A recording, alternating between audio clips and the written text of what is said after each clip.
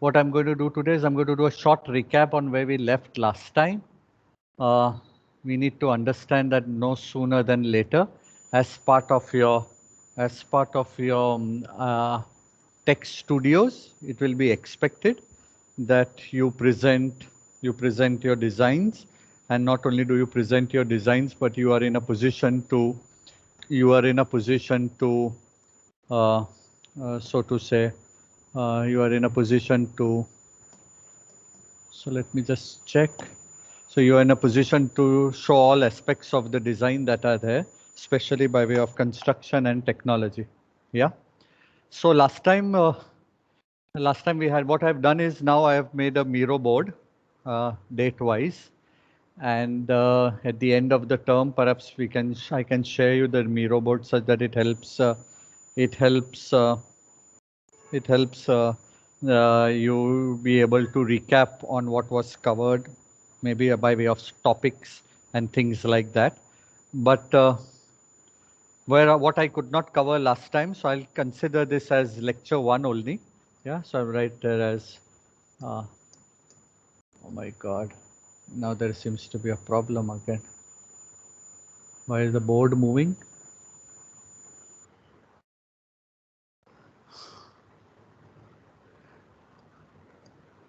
Why does the board move? Why does the board move?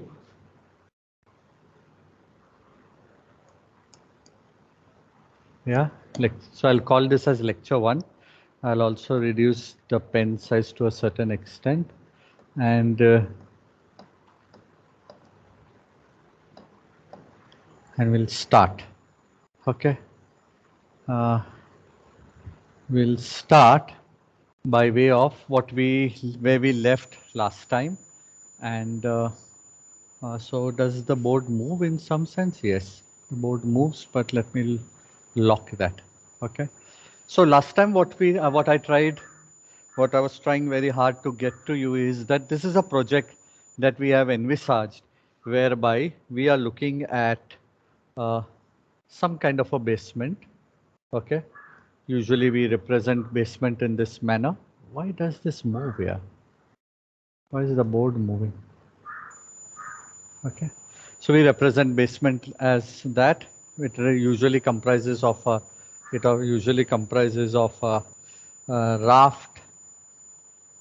Does anybody know why the board moves, and how do I lock the board? I think it's just that you can scroll around it, so you'll have to stop scrolling because when you scroll, it moves. Or even like press and hold to move, that pans across the board. This? No, I didn't get this.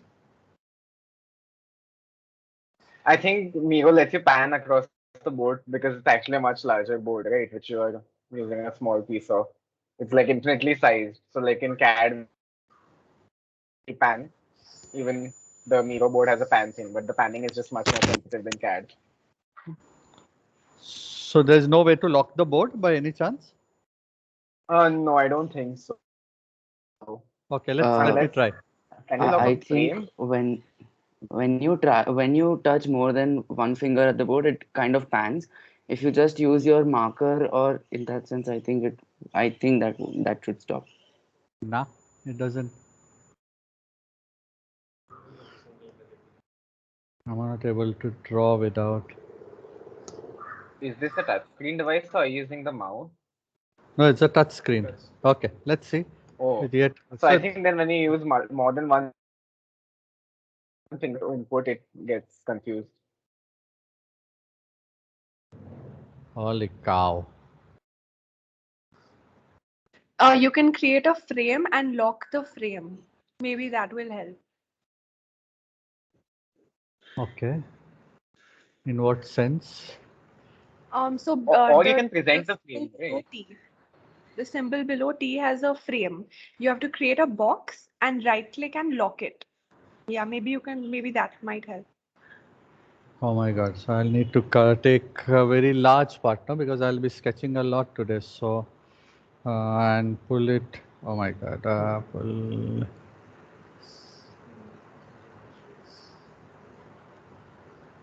Nah. Sorry guys, no, this one is it? No? These are stickers. So I go back. I'll think this is the box, right?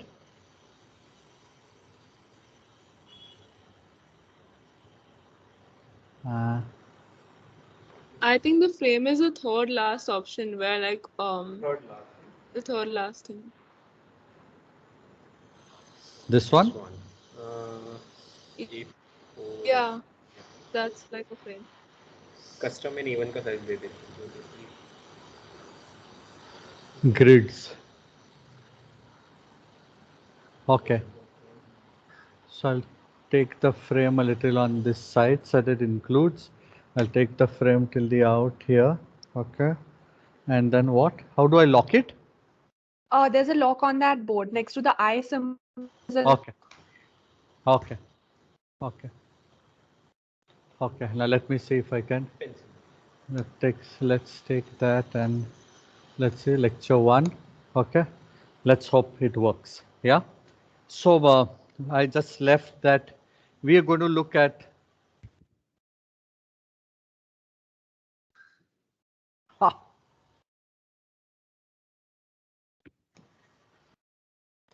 no, yeah,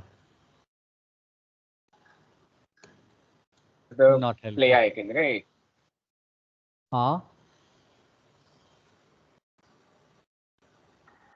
Doesn't look There's that locked. play kind of the presentation button. I think that just means the things won't move, but the screen can still navigate. No, Shravan, then you won't be able to write on it. Jimmy, why don't you try You may clicking not be on able to that arrow up there? Because like now you have the pan wala arrow. So if you click on the arrow, which is the topmost one on left. Okay, I took that, yeah. And Oh, then I take the pen. Yeah. And then let's see if it works. Yeah. Yeah. Okay. Okay. Thanks, man. Thank you very much. Looks fine. Let me just hope. Let's see if it works. Let it work. Let's see if it works. Oh my god! Again, it's moving. Oh. I think it is the problem of navigation mode. It is on the left of the share option, those three lines. So there are, yes, the third option, navigation mode. So what do I say? Hello? I think we have to try those. Touch screen. Yes. No. Set it for I think touch screen. So let's see, apply. Yes, now to move on the canvas, you'll have to use 2 fingers, and to draw, I think you just use 1 finger. It will show you the. It's just giving you the hint here. Move canvas, add objects, last double tap, select. Move objects on canvas. No, shut it. No, it will act like a tag, I guess. To move it, we have to use 2 fingers. Yeah, it seems to be. With single finger, you can just draw it. If you use the brush now, does it still move?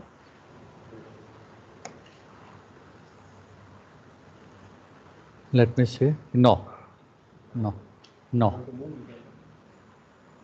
And I'll just, okay. So in order to increase, I need to do that, right? Okay. So increase the span. Okay. Okay. So the idea was that we look at 4 systems. I'm really sorry. We look at 4 systems that are there. We look at the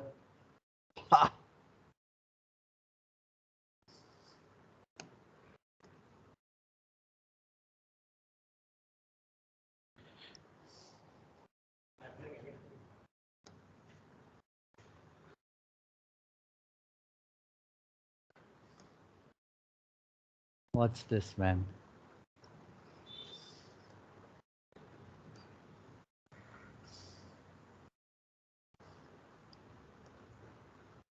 It allows me to touch only once. I don't know why. At objects tab, last double tap, something like that. Multi-screen, long press, drag. Move canvas only, move objects on canvas. Should I take the first one or what is it?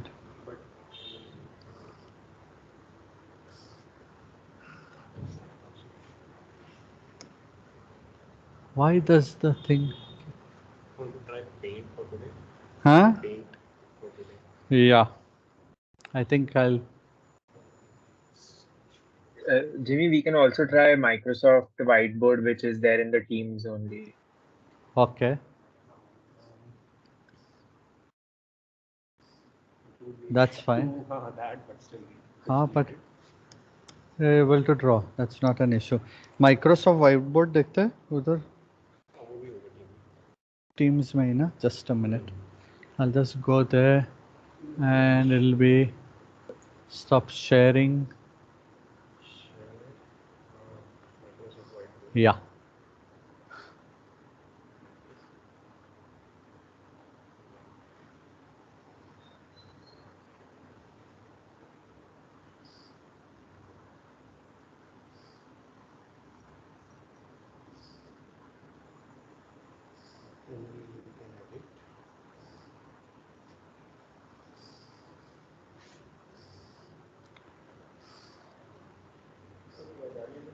Okay, are you able to see whiteboard? Yes, we can see it. Yes. No, there is some message over here. Says what? Now this is also Something moving. went wrong. Your administrator has disabled the sign in for whiteboard.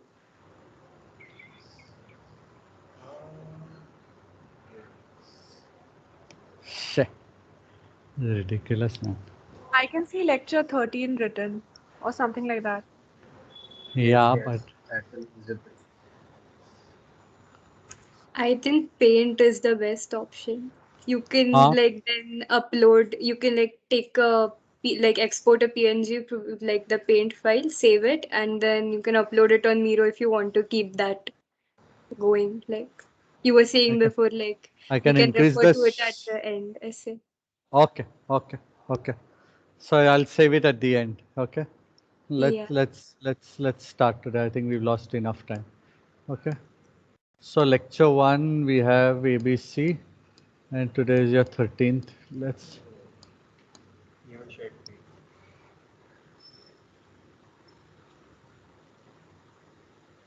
paint. Yeah, you can see. Yes. Can you all Yes. see? Let's hope this works. Yeah. So the idea is that we look at these 4 systems. The first being retaining walls and so to say retaining walls, and I don't know why the lines are splitting so much, but then so retaining walls and rafts. There are various kind of rafts that we'll look into. Okay. Then usually we have to look at the first slab is a heavy slab, yeah, for which we did look at last time at the kind of options that were there. We looked at if it could be a flat slab. Okay, flat slabs flat slabs have a great advantage when basement associated with basements. Okay, I'll tell you the reason in some time. Okay, and similarly are other ones, that is ribbed slab, waffle slab, okay, and diagrid. Okay, we'll come to the advantages. I'll again take a recap that is there. Then, but naturally you'd want to create some kind of volume, and then but naturally everybody is expected to have some kind of a balcony in some sense, yeah. And then but naturally is the roof on top. Okay, whatever kind of roof on top that is there. And today we'll look at some of those options that are there. So I'll call that as a lightweight roof, or large span systems. Okay. Okay. Now I'll just take a recap on the So we'll get into rafts and diaphragm, rafts and retaining walls a little later. Yeah, retaining walls and rafts later. It's not much, it's not difficult. It only talks about a thick slab and the kind of reinforcement that allows you to take care of soil upthrust that usually, so you have some loading from the top as well as at the bottom, and thereby the slab is designed in a manner, whereby it can take these dual loads. That's your balcony and that's your lightweight roof. So, I was just saying that there are some advantages of working with the kind of advanced slabs that we spoke about. Last time I did speak about that flat slabs. Yeah, flat slabs allow you. So let me see if I can. Yeah. So last time I told you that flat slabs are slabs that allow you to go to have thicker slabs, to have beams embedded in them, yeah, in some extent. And if I to draw a flat slab, I really don't know how I'll be in a position to increase this sheet. Otherwise, I'm going to fall really short fall of paper, but whatsoever. So if I look at flat slabs has this understanding that it has certain bays. Okay, so if I have to draw, it has certain bays. Like if that's a bay, yeah, and I have a column that acts as a flat slab with some kind of a capital, or with some, I told you last time, flat slabs have certain kind of capitals, or flat slabs have certain kind of drop panels that are there. Yeah, and they are usually in squarish kind. They're usually in squarish kind of layouts. Yeah, it's going beyond 6 meters to a good 8 to 9 to 10 meters in that sense. Of that, this is usually called as a beam strip.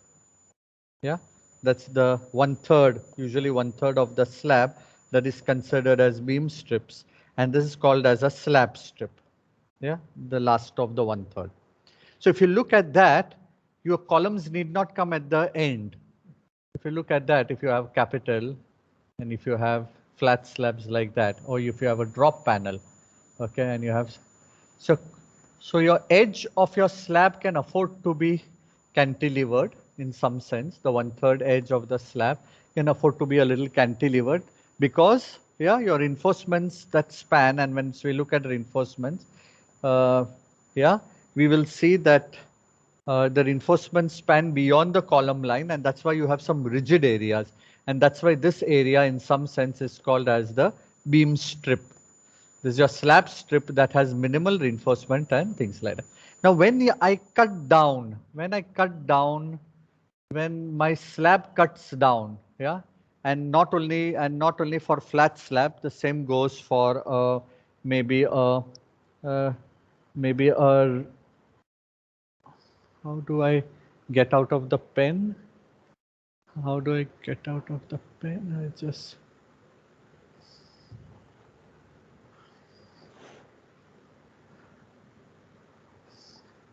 okay, can I enlarge the sheet? Okay, can I reduce the sheet? Oh, it's getting too large. Oh, view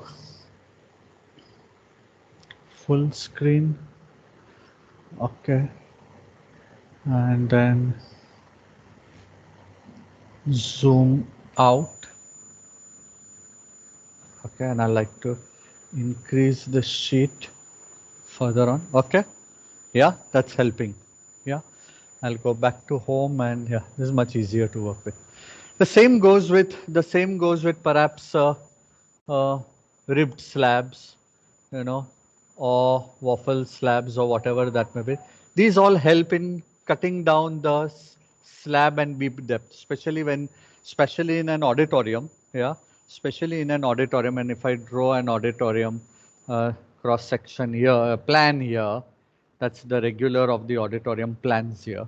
Okay, which comprised of a core and comprised of a shell. Yeah, the first set of the columns would come into the along the edges of the core.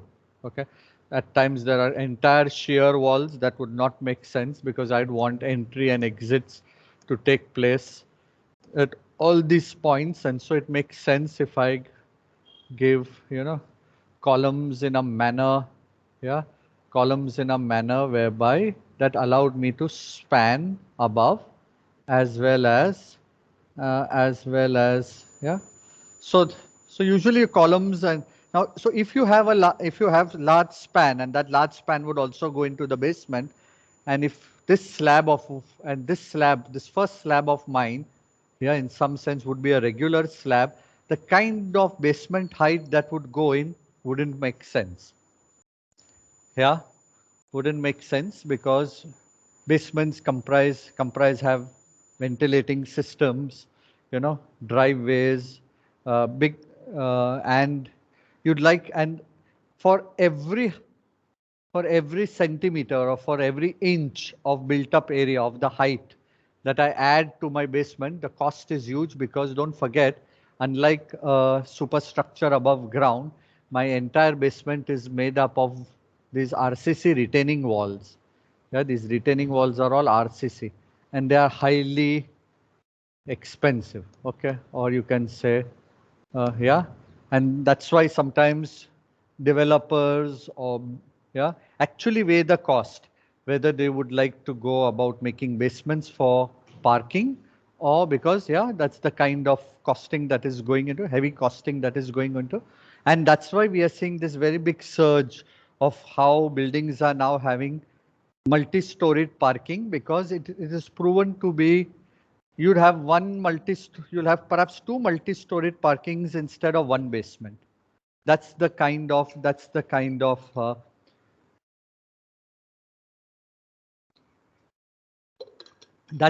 advantage we are seeing.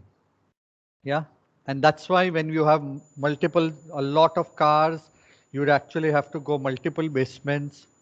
Soil in Mumbai is not very good. Soil in other cities also may not be something great. Going down for so many floors, being able to pump water, create high RCC walls, thick RCC walls, waterproofing, all these problems, yeah, all these problems have make it a very expensive affair. And that's why, in case you're looking at a small basement, and in an auditorium, let me tell you, the basements in some sense for institution buildings, basements in some sense look to be a must. Yeah, so be it ribbed, yeah, single ribbed or waffle or diagrid, that usually is goes, yeah, what I mean by diagrid is where the columns are placed in a manner, yeah, sometimes close by in one end, yeah, and that thereby allowing beams to go in a diagonal manner. Okay, that's what will get you your diagrid slab. At times this same diagrid slab, yeah, if there are, if the columns are there only at the corners, four corners, then I can see patterns. Yeah, so but naturally it works strongly on the uh, geometry of columns that work there. So if you're able to get columns only along the periphery, and if you want to avoid columns at the side, sometimes diagrid slabs, yeah, diagrids work well. They work well for, yeah. So bottom line, I have to go in for an advanced slab where my beam depth is cut down, because any saving on beam depth means saving on the kind of construction material that goes to make basements. And especially when I have columns along the periphery and not all along the center, yeah, because in driveways and services in the basement area don't make sense to have, doesn't make to have many columns there down there too, but naturally in the auditorium above, it doesn't make to have sense. So what I'm trying to say is that, yeah, you'll very soon need to take a call on the kind of slab this first slab will need to be. Yeah, and it doesn't end there. I'm going ahead. Yeah, but naturally the shell, okay, there are going to be columns here too. Yeah, I'm going to come to that a little later. There will be columns at the end of the auditorium too, especially when you're working with a balcony, and I'll come that to a little later. And then, but naturally comes the shell, okay?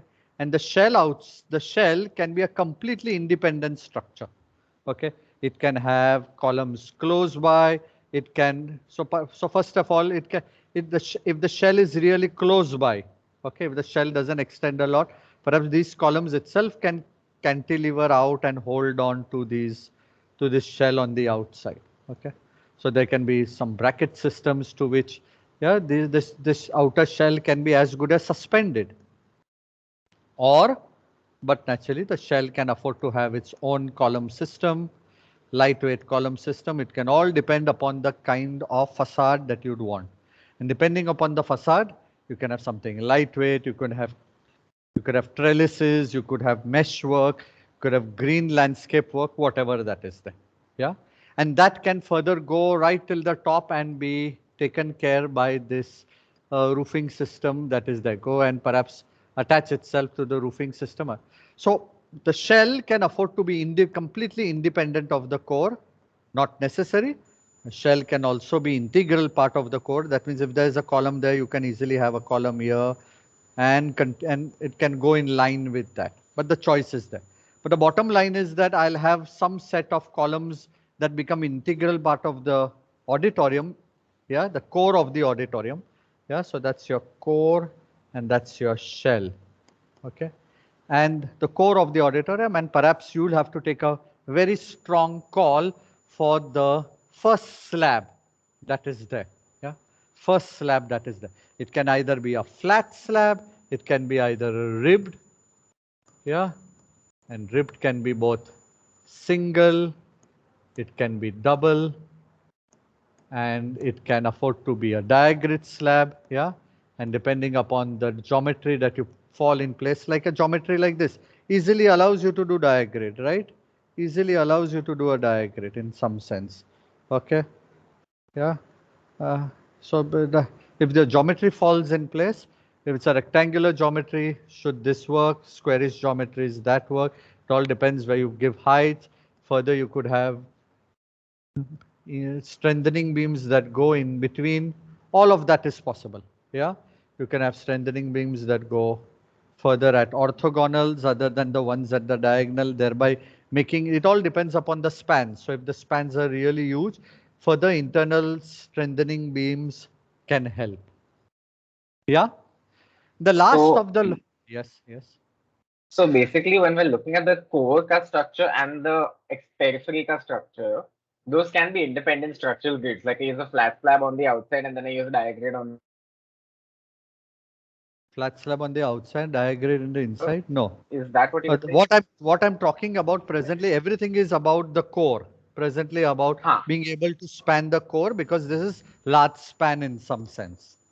Yeah, the shell can be continuation of the same system. Okay, so so if there is a diagrid, so suppose your core is diagrid. Okay, I'm just showing that your core is diagrid.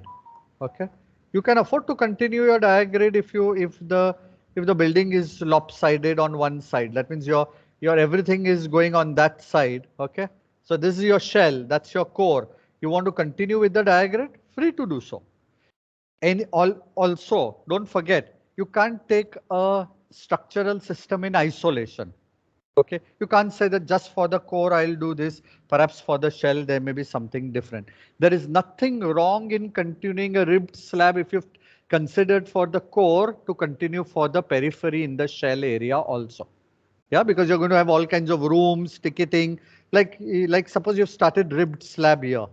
If this is all ribbed slab, there's nothing stopping you from continuing the ribbed slab there too. Yeah, both in the front and the back. Instead, it would be advisable. It would be advisable that you understand the structural system and you're continuing with the structural system in some manner. Should you be able to say, no, my core is only going to be advanced slab, periphery maybe one-way or two-way slab system, may not be necessary. If it is in continuation, if you identify a system and use a system well, there's nothing wrong in continuing with that and not looking at the two in isolation. But what I'm trying to tell you is that the requirement for the first slab to be some kind of an advanced slab system looks to be a requirement in this project. Okay, and thankfully it's also part of your syllabus. Okay, and because you have columns that are pasted for the auditorium at least 8, 10, 12 meters apart. Okay. And because you're going to use this first floor as a usable floor, it is necessary that it has to be a slab system, whereas the roof can afford to be now you have another option. This roof on top, you can afford, if someone is going for a RCC roof on top, RCC flat roof, an RCC sloping roof, he or she can continue this system on top also. Okay. He or she can continue with this slab system on top also. If not, okay, you may decide to go for a lightweight roofing system, considering you're not accessing it, considering it's only a roof sheeting, considering rain is the only the thing that is going to come there. Okay, so what I'll do, I'll just stop this for a minute and go into view, and I'll zoom out so that I can extend my sheet to a certain extent. Yeah. Yeah. I'll go to 100%. No, I'll go to zoom out again. Yeah, and I'll go to home and I'll start drawing again. Yeah, can you all see? I hope I hope you can see clearly. Yeah, thankfully you're not seeing the kind of gymnastics I'm doing here in college, because I'm on a wired microphone that gives me very little leeway to move around. And next time I have to make sure I get some wireless microphones such that. Okay, yeah. So now, so I've given you the option for the first slab. I'm going to cover another two things. I'm going to cover the roof systems too, number of options for roof system, and I'm also going to cover balcony also today for today's thing. Now, if you look at the cross section, and if you look at the cross section in some detail, usually auditorium cross sections are, okay, usually it comprises of two volumes on the either ends. What do I mean by two volumes at the either ends? One is in here is the volume that is there, that has your lobby and things like that, and here is a volume there that in some sense is the uh, rear to the stage. And what does that mean? That means that, but that's your slab there, that's your, okay, that may be some protruding, that's maybe some balcony kind of thing that may be there, yeah, and that's maybe your general slope, yeah. It will all depend how much comes above the ground. That's your seating, that's your stage, okay. And to the back of this, usually the stage height is a good 7-8 meters, yeah. And this is at least around double the height of the stage. This was usually in place when, you know, you had sets that dropped down, okay. What I mean by sets that drop down in the sense is sometimes plays and things like that would want, there were certain set of sets, okay, backdrops in some sense, that were all stacked above or by way of pulleys, and one particular one would have been brought down, okay, to be visible to the people that are there, okay. And from here perhaps, and so in some sense from here, okay, if this is 7-8 meters, this would consider to be around, yeah, 18-20 meters, double. So if this is 7, and that would be around 15-16 meters, that is there, because you would have some height, you would have some catwalk for someone to walk on top, yeah, considering if there was any problem with the pulleys, yeah, sometimes this could be a slab or whatsoever that is there. This is the area that I'm talking that is happening behind the stage. And this is the area that I'm talking beyond the set of the column. So this is happening behind the stage. So I'm talking about this one area, and I'm talking about this area that largely comprises of the lobby. So you have two double heighted or multiple heighted areas that are there, and the call is yours on how you want to treat them. Okay, from here, should your reflectors start? Yeah, and the overall cross section of the auditorium goes something like that. Yeah, something like that. Okay, your first set of catwalks start above here. That means all this area above the false ceiling usually is accessible. And don't forget, that this kind of profile is given so that if anybody is here, his or her sound reflects into the auditorium as much as possible. Yeah. So that kind of profile is given such that, yeah, the sound reflects into the auditorium, and then, but naturally I have catwalks, yeah, that can come, yeah, that allow me to step and allow me to walk at various parts of the false ceiling, thereby allowing me to access the false ceiling in some way or the other. Yeah. Okay. So I can literally, why is it called as a catwalk? You can literally walk like a cat there, right? That means you literally have to crawl in there. Yeah. It's literally a crawl space. It's not, you can walk through, that all depends upon the roofing on top.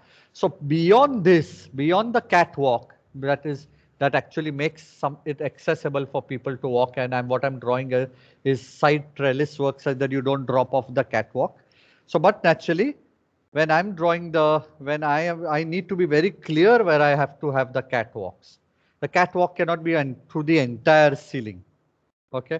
So if I draw the plan, if I draw the part plan that is there, and that's your column that is here, that's your column that is here, these are your 3 or 4 columns. Okay. You would have to decide from here so the catwalks would go in a particular direction. Perhaps I'd have a catwalk here. Perhaps I would have a catwalk in the center. Perhaps I would have a catwalk at the other end. I would take a call whether I would like the catwalks to be connected where the columns are, because the catwalks could then be, yeah, because then the catwalks can take some of the supports if they are in line with the column. So these are your areas of the catwalk in some sense. Yeah. And why am I drawing this? Because then my lights will be in and around the catwalks.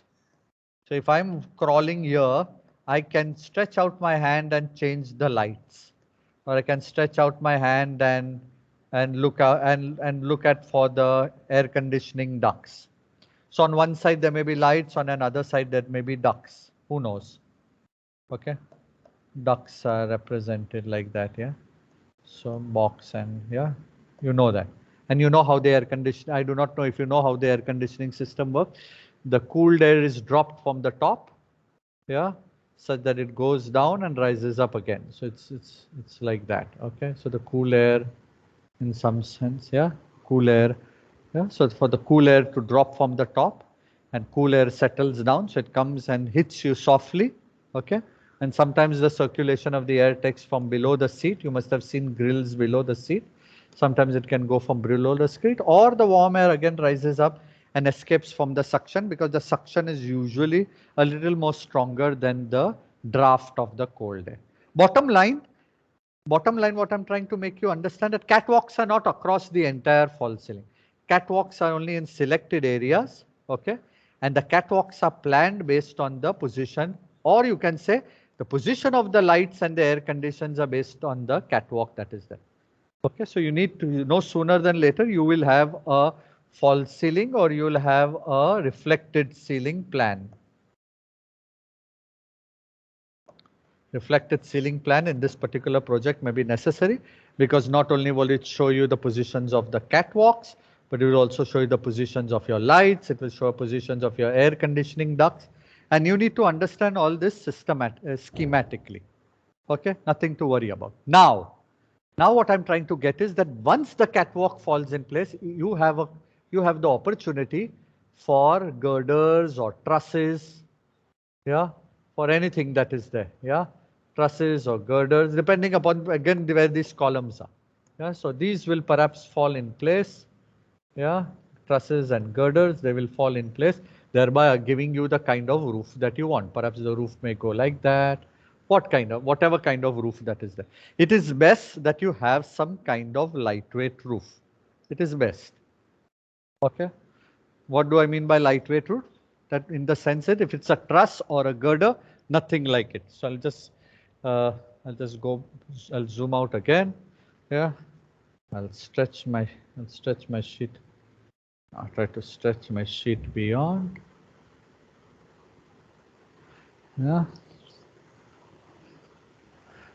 Zoom in a little, zoom out a little. Okay. So now what does, so what is it that I mean when I say that, what is it that I mean when I say that I might as well? So what are the options that are there? Now, so I'm coming to the second level of options for the roofing system that is there. Okay.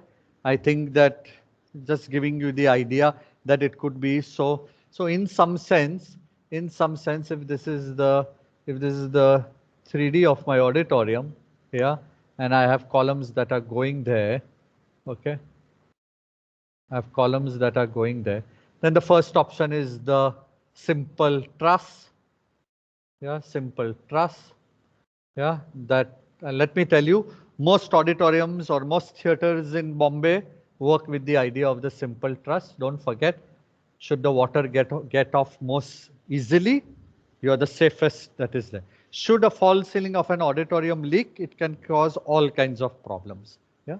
So trusses are the best. They work best to drain off water.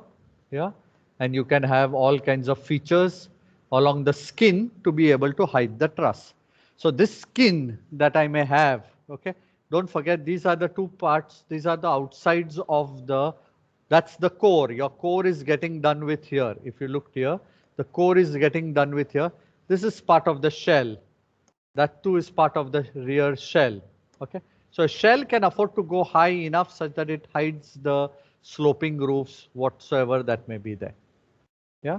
So it all depends upon how you treat the, what you get out and how you treat the shell outside in some way, thereby it can actually, no, if you don't want, yeah, if you're doing like someone like me, I'm working as an urban project and I don't think I would like the sloping roof to be seen. Like I'm a thorough modernist.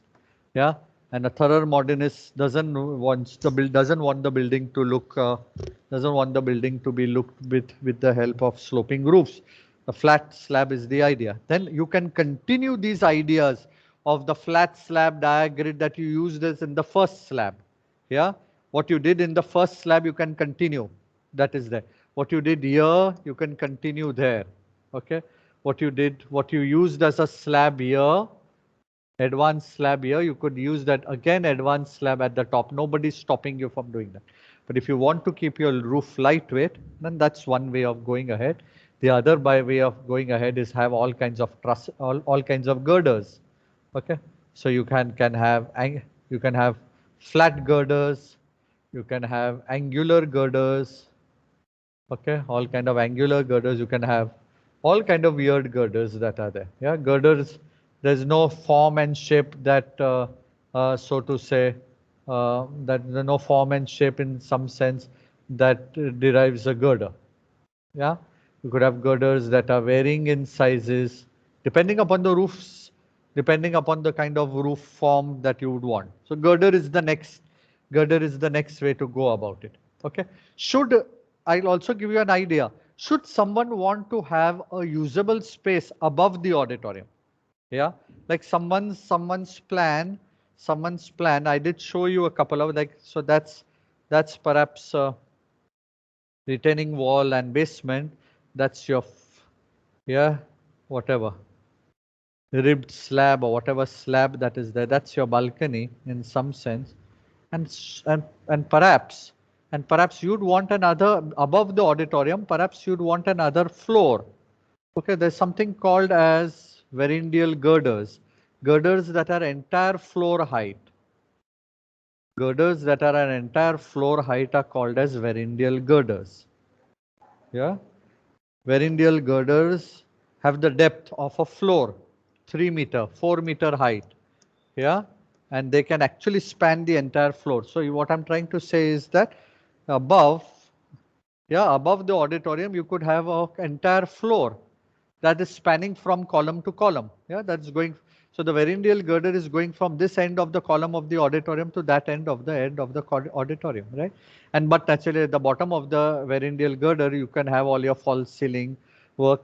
Some part of the floor above may have act as a catwalk in itself. I don't know. That all depends. Okay. let's not forget these two parts of the shell that are there. Yeah, the outer end. So variandial girders or floor height girders can also work there. So it's not about having minimal girders like a minimal truss. These girders are minimal, okay, just helping you to span, calculated based on the span that is there. But a variandial girder would span an entire floor. So what I'm trying to say is that here is an entire, this is a variandial girder that spans an entire floor. And these verticals in a variandial girder literally act like columns. What I'm trying to tell you is a variandial girder will not have these n members. Yeah, these will not be there. Okay. So otherwise you have smaller girders, they will have these n girders, right? These are called as n girders. They are very necessary because the angular member gives more stiffness to the girder. As we all know, triangulation is the best way to stiffen anything. So the more you do triangulation, the better it is. A variandial girder is one that does not have the n. It is just verticals, but naturally the corners are stiffened. All the corners are stiffened in order to get in order to avoid the n. Yeah, and yeah, so you can look up at variandial girders in case you are looking up at a floor. In case you are looking up at a floor, yeah, in case you're looking up at a floor above the auditorium, which is nothing wrong in it. Yeah, if height permits you, if you have a program, and if you want the upper floor to look flattish, you may want it to come out distinctly out. Yeah, who knows? You may want the building to come out. You may want the variandial girder thing to come out distinctly out, and the rest of the building look like that. Suppose you have some vision like that. Yeah, and these are big office windows that are there. Yeah. And then this may be some other part of your outer shell of the auditorium with whatever, I don't know. Oh, okay. This could be easily be a variandial girder. Okay, so I'm writing it. It's called Virendeel. It was named after an engineer, Virendeel, that the name of the girder got its. Yeah, so variandial girder. So variandial girders allow you to build floors above. What I'm trying to say is that you can have something as heavy as a variandial girder. You can have something as lightweight as a truss. You could have something as lightweight as a girder. A girder and a truss is triangular. Girders are usually rectangular. Then we should understand that. Yeah. Beyond that, there is not much of a difference. Both girders and trusses are triangulated in order to be able to get that lightweight roof stuff. Now, okay, there are other systems like frames, static frames, rigid frames also that can go about. Yeah, like I gather that has your class been to Ahmedabad earlier? I think so. Yeah, and if you had been to what is called as Tagore Hall, yeah, in that campus opposite NID, okay, there is this building that is done in what is called as, that is done by B.V. Doshi in what is called as portals. So if I am, so till I understand columns and beams in isolation. So if that's a beam and this is a column, if I understand column and beams in isolation, till now we are discussing that. We are understanding a girder in isolation, we are understanding columns in isolation. We are not looking at them in together. When I tend to look at them together, it's called as a frame. So it's a rigid frame. Okay, all kinds of frames. The best of the rigid frames are called as portals. And you must have seen, what you must have seen is that when I drew the rigid frame, I drew the depth of the beam much smaller as compared to the depth of the beam in the column beam structure. Why was that? Why was that? Because when I make a rigid frame, yeah, my columns and beams are not acting in isolation. Instead, if I draw a good rigid frame would be where it has a haunch here and the depth of the beam literally becomes less. I find another haunch here, okay, and that's what is called as a portal, where the bending moment is more along the corners. Yeah, bending moment is more along the corners, and And thereby the bending moment here reduces big time. This bending moment here is so big, okay, because it's a simply supported structure. Here the bending moment is as small as that. That's the depth of the bending moment. Yeah, and the bending moment is high at these corners, which is called as the haunch. So that's a portal. Okay. Now what do I mean when I say you could use a portal? When I say you can use a portal, what I'm trying to say is that the building overall can be conceived in a rigid frame. That means no longer do I need to draw columns separately and trusses separately. Okay.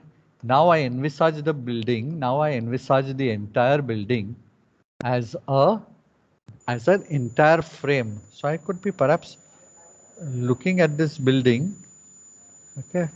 I could be looking at this building as a frame. Frame 1, frame 2, frame 3. So frames, all kinds of frames. Yeah, all kinds of frames, and these frames can be further connected.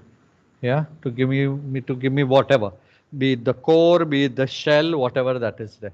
Okay, and they don't have much depth. Yeah, they don't have much depth because they have this haunch here. From what you see here, you see this haunch there. Yeah, you see this haunch there. The minute you see the haunch there, yeah, you understand that that's a static or rigid frame. Yeah, and the rigid frame need not be in one profile. You could have undulating frames. Okay, so you could have a building whose rigid frames is undulating. You could have a frame that starts like that and goes this way and is that way.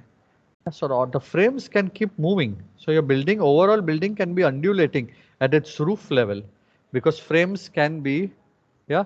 So if I drew an elevator, if I drew a cross section through the frames, perhaps one frame would be like that. The next frame behind would be like this. The third frame perhaps would go this way. And these would all be in between skylights or whatever that is there. Yeah, so if I stack frames one behind the other in different manner and if I'm able to join them cleverly. Yeah, we had a number of students last year who worked with portals and frames, and usually we introduce this idea of static frames in the final year. But I thought I might as well. You never know. Yeah, you never know. So if you look at Tagore Hall. Yeah, I do not know if you are on Teams and you can open at the side. You can open at the side. So if you see Tagore Hall comprises of these frames, static frames, and in between is what is called as folded plate. Yeah, concrete folded plate.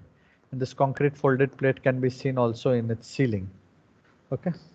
So the idea of the auditorium is completely left to you depending upon the structural system you intend to choose.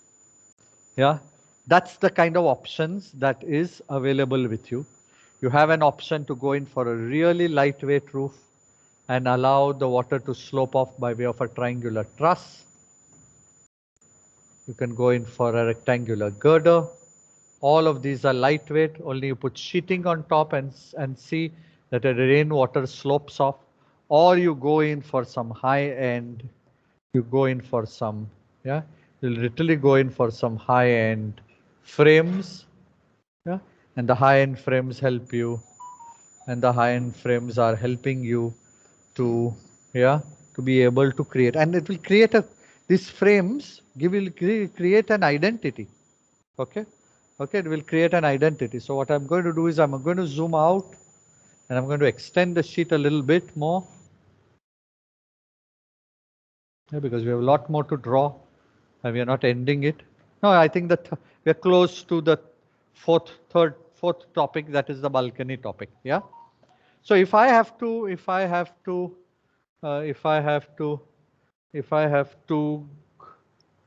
zoom out a bit, if I have to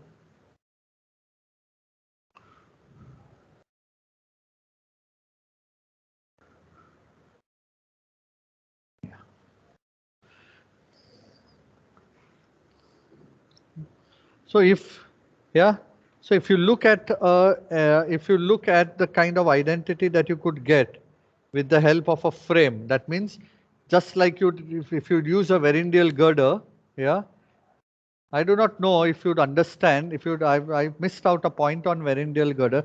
When usually we design a building with Verrindial girders, we have a building with, can you imagine if you have a building with an entire building of Verrindial girders, on every alternate floor you have a girder. Every alternate floor, otherwise in between will be a blank floor. Yeah. So just like, yeah.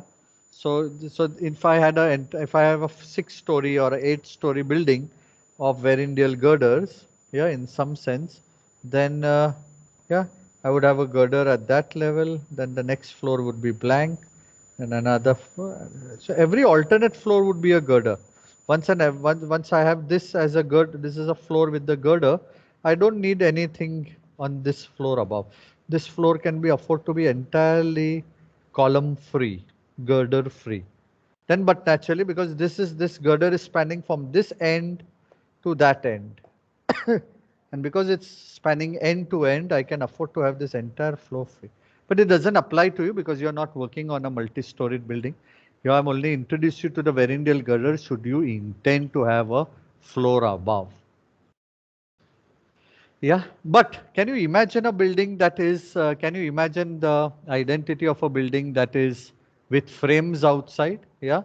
So what I'm trying to say is that if you use static frames, first of all, you need to understand, yeah, that, yeah, static frames are slender, sleek, yeah, because no longer is column beam structure looked at in isolation. Yeah, otherwise column beam structure usually comprises of, if the columns are however far away placed, columns can afford to be slender and beams usually turn out to be deep because of the span. And then there is a catch-22 scenario. You know what's the catch-22 scenario? As the span becomes larger, the dead weight of the beam itself becomes so much that I need to make the beam deeper just in order to take its own dead weight. So there's a catch-22 scenario. On one hand, the beam becomes deep to be able to tackle the span. On the other hand, the beam tends to become deep in order to tackle the dead weight of the beam. Yeah. But the minute I go for rigid frames, yeah, I can, and the identity of the frame comprises of both the spanning member as well as the supporting member, then my beams tend to become really sleek, and my yeah, and my framing members can afford to lend identity to my building. What do I mean is that I can, in the framing member can be on the outside of the building, thereby lending all kinds of identity to the building. Yeah, so I can have all kinds of profiles that are formed depending upon how my frame sits in place. So depending upon the profiles of my frame, yeah, I can decide to lend the outside identity, allowing the frame to take form. Yeah, so I can afford to have a building that in elevation can afford to go like that. Yeah, all that kind of thing. So I'd have a frame here, I'd have a frame there, I'd have a frame here, another frame there, another frame there, another frame, and these are nothing but members or roofing system that is going from frame to frame. Are you getting what I'm trying to say? I just hope you're trying. What I'm trying to get you is the kind of options that can be available to you, because no sooner than later will they expect you to be able to talk largely about form and structure. I think next tomorrow itself, your guides are going to expect some kind of form, expect where your columns are going to be, and expect some kind of structural understanding, both at the slab level, at the balcony level, and at the roof level. Yeah, and the options are all yours. You have number of options. You have an option to allow this first slab and the roof slab to be the same. Okay, your first option is that you can afford this first slab to be part of the core as well as its shell. You have the option that this slab system can also be part of the roof. Yeah, the other system is that you can afford the roof system to be lightweight. You can afford the roof system to have a system that can allow you to that can allow you to uh, that can allow you to uh, that can allow you to yeah, the roof system that can allow you to perhaps take a floor on the top of it, thereby introducing what I called you as a Verindale girder. Now, my last topic for the day, or in order to help you, is to understand the balcony system. So there is something called as, you need to understand that the balcony system works in a very different manner. Okay. So first I'll draw the plan for the balcony system. That's your outer. That's the outer scale of the balcony system. That's the rear wall of the balcony that is there. So you have columns here, you have columns there, usually at the periphery. You have columns that are there. Okay, zoom out, zoom in. 3.5. हाँ मैं गाड़ी के लिए नहीं, मैं तो अंदर ही जाने वाला तो नहीं है, तो बोलो क्यों। मैं तो हाँ 4 बजे तक चलेगा। और मैं क्या बताऊँ, लैब चालू रहेगा। हाँ तो मैं मेरे को एक प्रिंट आउट लेना है ना, तब बंद तो नहीं कर रहे हैं ना पूरा। या so let me just zoom out a bit.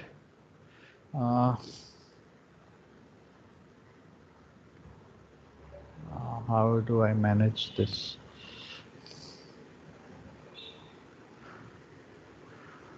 Full screen. Okay. Okay. So, yeah.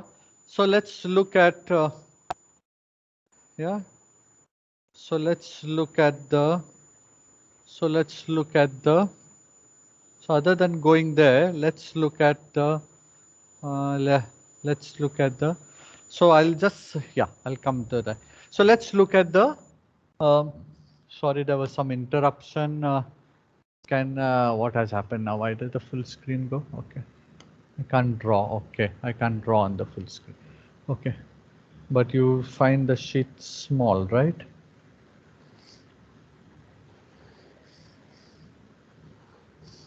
Maybe you can save this one and start a new one.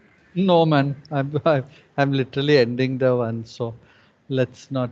Let me see. 100% zoom out. Zoom out is becoming. Zoom in. Zoom out. Okay. What I'll do is I'll go on that side. Yeah. Yeah. Fine. Fine. Yeah. You can see it, right? That end, one end. Yeah. So, I'm coming to the balcony structure in order to you understand. So that should be, there are usually columns that are there. The balcony structure usually comes down to 1/3 of the auditorium in some sense. That means it comes down to some extent here. You usually tend to have a column structure there too. Okay. Usually have a column structure there. And then you have a certain set of columns that are here. Yeah. Depending upon the kind of position you'd like to be. Yeah, and these are called as raker beams. Okay. So these come down. These come down. These are in some sense cantilever. Yeah. Please understand that these beams starting from here till here, it's more or less like a cantilever, except for this tie. So that's your tie beam. These are your raker beams. Okay. And if I have to draw a kind of a, if I have to draw a cross section that is there, which is very important to understand how this tie beam vis-a-vis the raker beams work, you need to understand that, but naturally there'll be a floor here too. Yeah, and that would be a normal floor system. Yeah, column beam structure to get into this floor so that you can enter the balcony from these doors or whatever that is there. Yeah. So in some sense that's a floor. Yeah. So these are the columns. So these are the columns that you These are the columns that you'd see here. Yeah, that's the column you'd see here. That's how your raker beam would go from there. Yeah, and this tie beam would usually come to be an upright beam there. Yeah, through which this beam would go out. Yeah, so a balcony usually tends to be like that. So sometimes this beam, this tie beam is partly below the ground. Sometimes this beam is partly below the ground. Sometimes this beam is a little above the ground. Yeah, depending upon that. Yeah, so this beam can afford, this tie beam can afford to be up, can afford to be so to say inverted. It can be an inverted tie beam. Yeah, or it could be, if you think that inverted tie beam based on the span is turning out to be too loud, too big, then sometimes it goes a little below, sometimes a little above, allowing the so to say, allowing the false ceiling to take place in that manner. Yeah, in that sense. So that's what I'm trying to make you understand, that so that's the fourth system that is there. Yeah, so in some sense that is the fourth system that is there. Yeah, in some sense. Yeah, so I'll just zoom out so that I'm able to create some kind of a I'm in a position to create some kind of a kind of a refresher.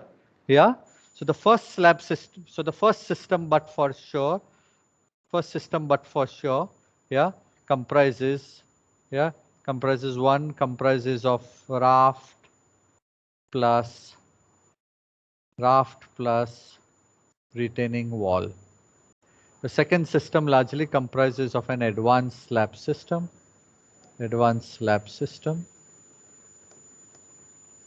That's your 2. Yeah.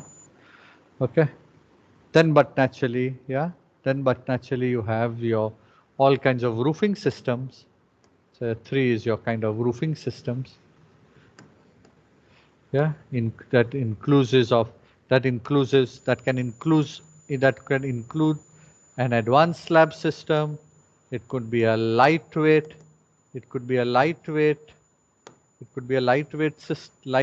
roof, or it could have what we called as a rigid frame, which we covered till here. And then we have the fourth system is your balcony system, which is a system in its own. Balcony structure, yeah, which is a system of its own, comprising of raker beams and tie beam. Multiple raker beams, that all depends upon the number of columns you have. Multiple cantilevered raker beams and a tie beam that holds at the end. And don't forget, this tie beam cannot exist without these 2 columns on the either ends of the auditorium. Yeah.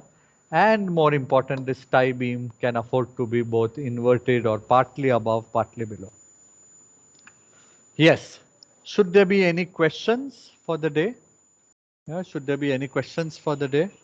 I think it's more than an hour that I've been trying to, yeah.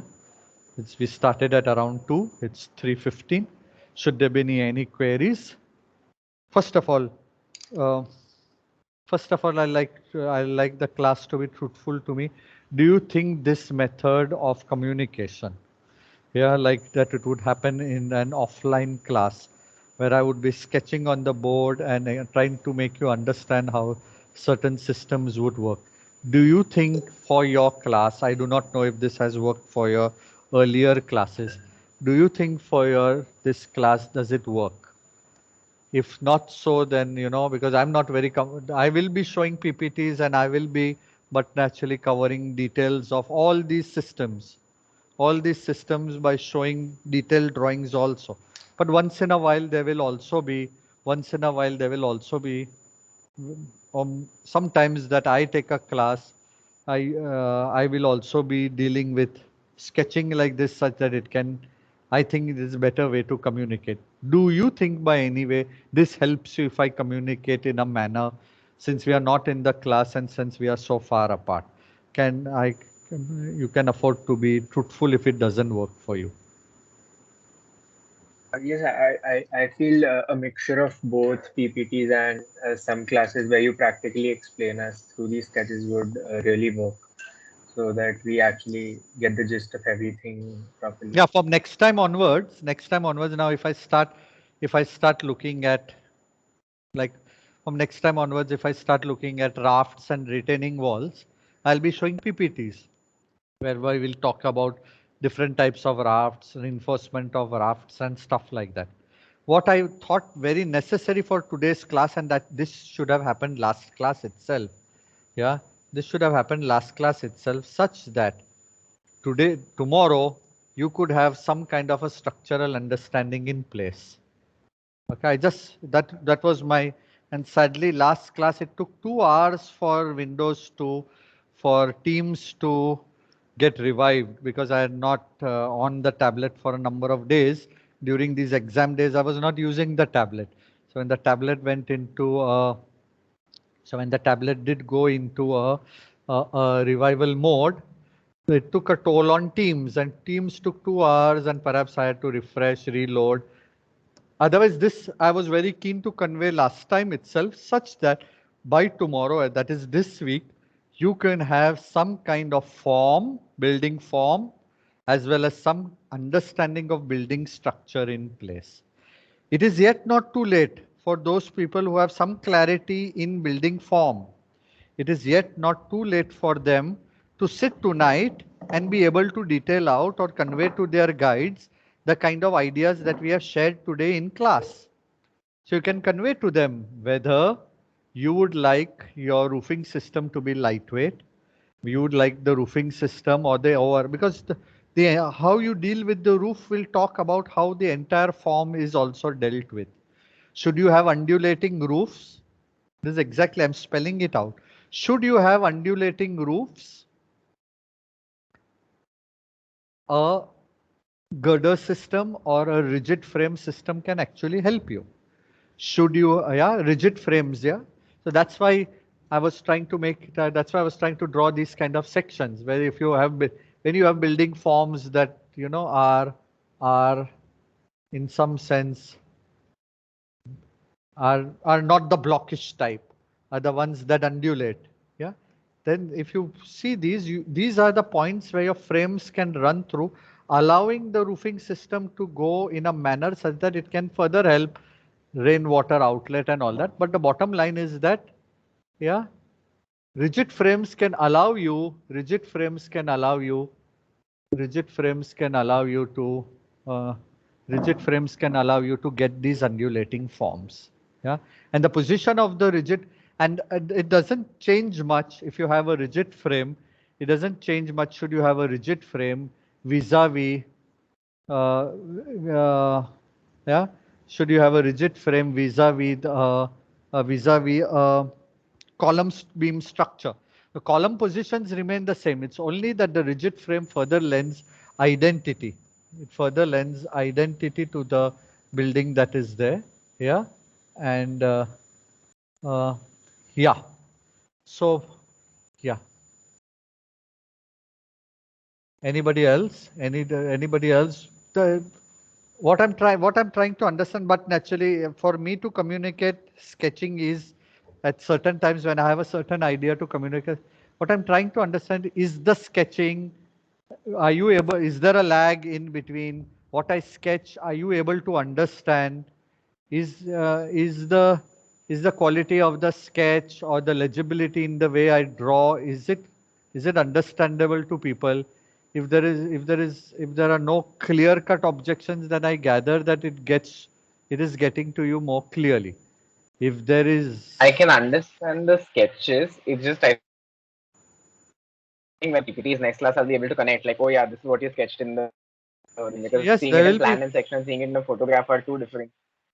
So, but actually in the Uh, PP, there will be PPTs for each of these topics. So all the 4 topics that we spoke about, be it the RAF and retaining wall, like the entire syllabus is based on the advanced slabs, all the 4 types of advanced slabs.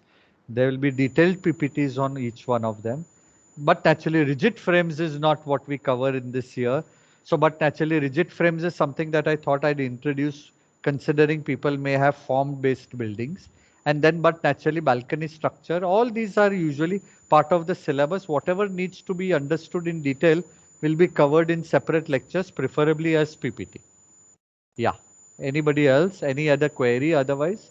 Anybody has any other query? Particularly any other query? Yes. I wanted to know, like, what is the optimum length of cantilever for a balcony? Optimum length of a cantilever. See the balcony, and usually the balcony is 1/3 of the seating area. Okay. So if that's your, yeah. So if that's your, if that's your seating area, this is 1/3 of the seating area that is there. Okay. Don't forget the balcony is not entirely cantilever. The raker beams do look out to be cantileverish, but it's the tie beam that breaks the idea of the cantilever. In some sense, that cantilever gets, it's not a cantilever, because here is a tie beam that is actually transferring the load to its sides other than the entire load going backwards. Are you getting it? So in some sense, the balcony is not a cantilever. It looks to be like a cantilever, but the tie beam, yeah, going from the edge columns, yeah, actually transfer the load of the entire cantilever. Because don't forget that the balcony usually slopes downwards. So the maximum load comes onto this tie beam, thereby going to the columns at the back that you see in elevation. Yeah, 1/3, 1/3 or half, even half, huh? 1/3 to half. Anything can be the depth. It all depends upon the how prominent you want the balcony to look in the auditorium. Do you want the balcony to really hover above the auditorium? Do you want the balcony to be subtle and placed at the back? Should you want it subtle?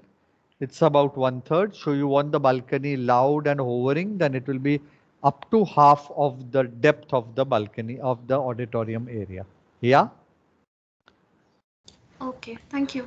Yeah. Also, one should not forget that depths of any cantilevers are largely dependent on the area it anchors further inside. Yeah. So if you have a slab system that anchors, yeah, usually 2/3 needs to be anchored for a 1/3 of a cantilever. This is not for particularly for balconies. This is for any kind of cantilever.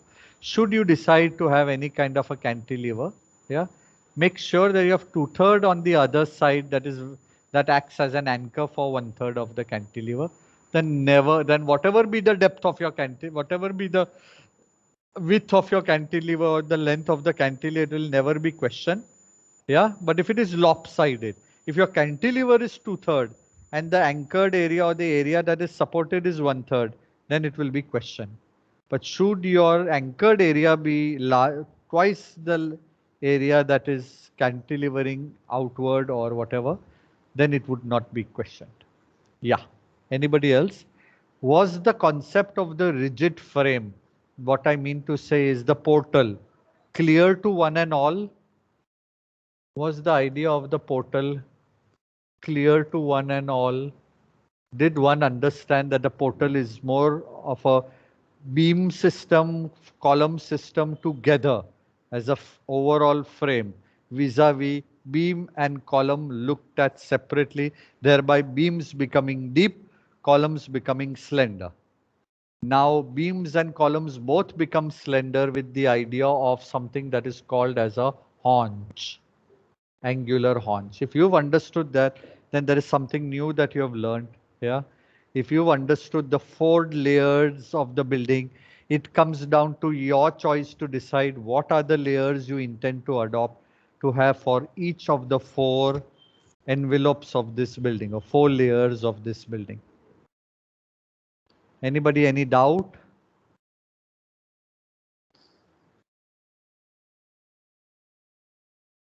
Is there, can anybody from the class actually let me know that would today's class help them to be able to detail out their buildings tonight to present to their guides tomorrow? Do you think that is possible?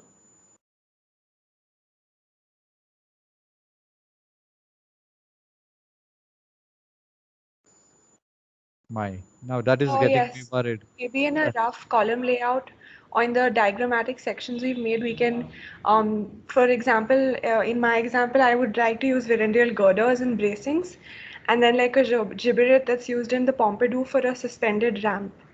So maybe I can sketch those things out or plot them on AutoCAD for tomorrow.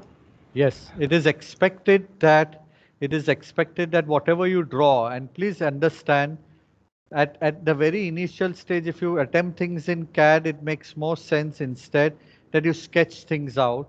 Yeah.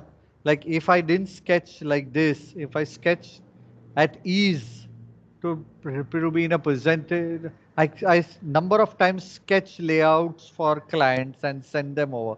But naturally I set at ease, I make a couple of rough sketches, then fare them out, and should be in a position to create a sketch both of a plan and a section, maybe a 3D, whereby the idea of the form and the idea of the structure is at clarity such that the guides can further engage with you. Yeah. Should you not go with clarity of form, should you not go with some clarity of structure, it becomes very difficult for the guides to be in a position to discuss with you. Yeah. So may I request you all that please now start having, first of all, the clarity of the form of the auditorium as a whole. Which are the areas which are double heights? What do you intend to have as a shell? Is the shell independent that of the core? Is the structural system of the shell and the core the same? Is the structural system of the shell different from that of the core? These are pertinent questions you need to now be able to finalize. Okay. And should the systems be different, how do the columns of your core look? The core columns are going to look like I've been sketching all throughout. Yeah, you've been seeing that I've been sketching out core columns at the side of the auditorium very distinctly. They are inevitable. They can be thin, long RCC columns. They can be circular columns, metal columns, all kinds of columns that you may think worthwhile. But bottom line, the idea of the core columns is very pertinent. What is the kind of columns or structural system for the shell? Okay. I can very well, let me tell you, like I told you earlier, okay, like I told you earlier, I can have a building whose shell is entirely suspended. Yeah. I like if just imagine if this is my core. Okay, I'll just zoom in.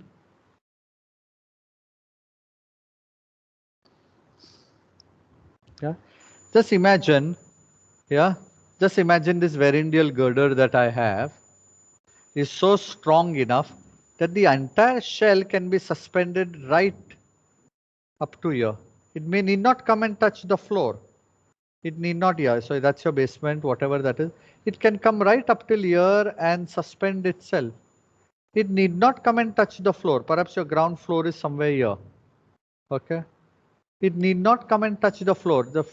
Your entire shell can as good as be suspended from the roofing system. Should you have a very strong roofing system. Yeah. So just imagine, yeah, I do not know where else can I show that very clearly. Yeah.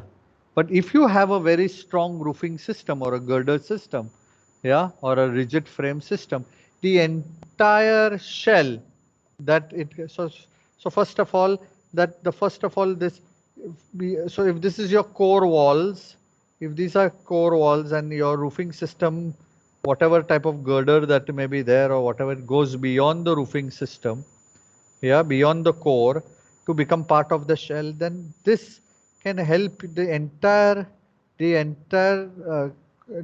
uh, so to say, shell, envelope of the shell can be suspended from the roof, can be suspended from the roof. It all comes down to how you visualize the building that is there. And this can, and but naturally the floor can be, and the floor can be, and the shell can be free, and the shell need not touch the floor. And yet, yeah, and but naturally that would be very visibly, that would be very visible, that would be very visible, yeah, that would be very visibly, that would be very visible in the kind of the form. Like if I, in this drawing itself, just imagine if this is the kind of shell that is suspending from the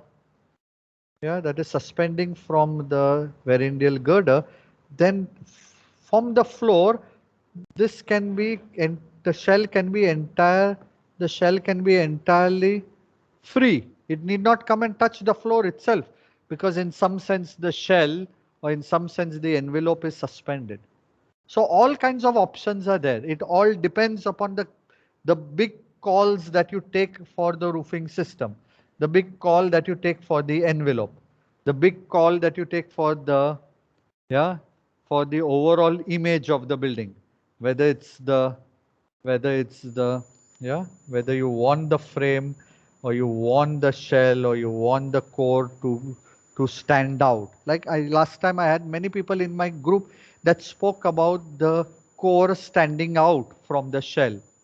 Yeah, if you keep the envelope to a minimal, or if you keep the envelope distinctly different from the core will stand out very clearly. But now that comes down to you. That comes down to you on how much you have clarity in your thought by way of form and structure, should you be in a position to engage with your faculty.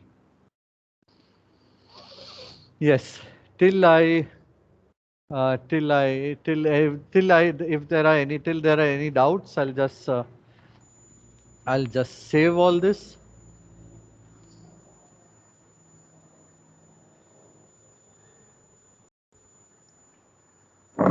If there are any doubts, please feel free to ask.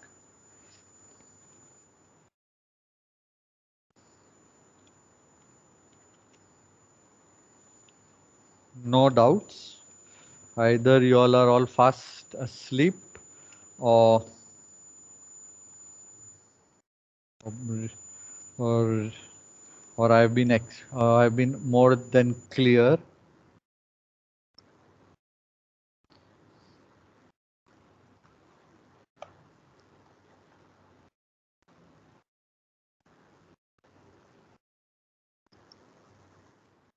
The catwalk area is not counted, right?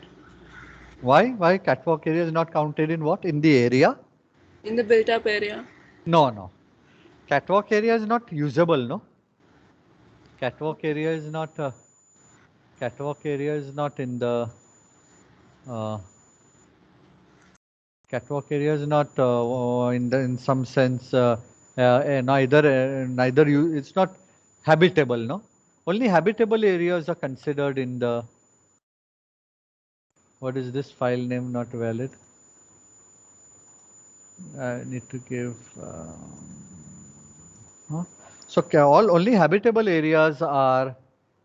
Only habitable areas are. This time, are we counting staircases and toilets in the area? I didn't understand what was your question. I meant that like earlier we had not included staircases and toilets and passages in the area of the built-up area. There will be. Okay, fine. There will all see the area statement that is given to you has some leeway for expansion. That means services areas are but naturally going to service areas are but naturally going to be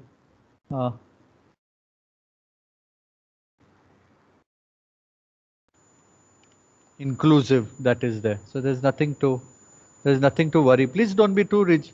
Please don't be too worried about the. Don't be too worried about the so to say area statements. I don't think anybody is going to hold you back saying that you've built a little too much or something like that. So I don't think any one of My us. car park might be a glaring area issue.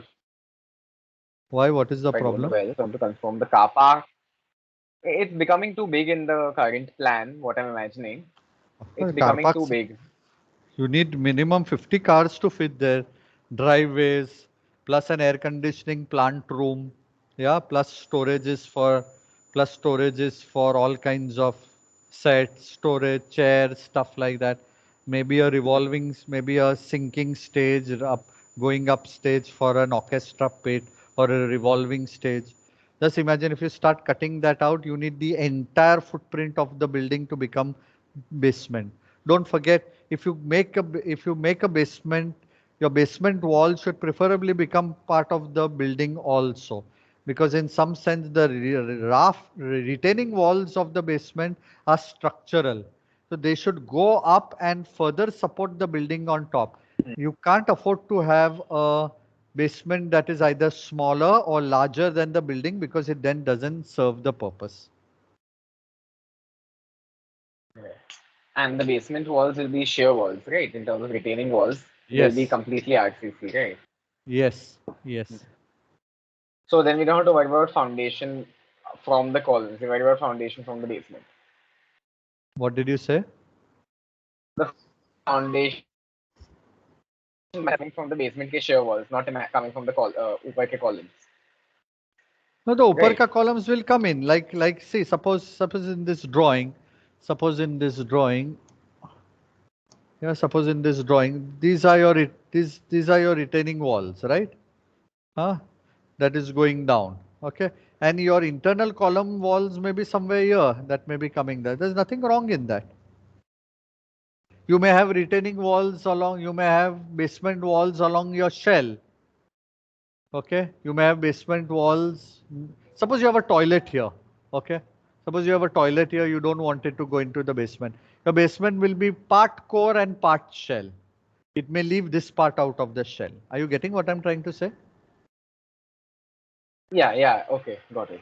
So it's not, but naturally the core of the auditorium is going to go down into the basement. Part of the shell may also go part below the as part as of the basement.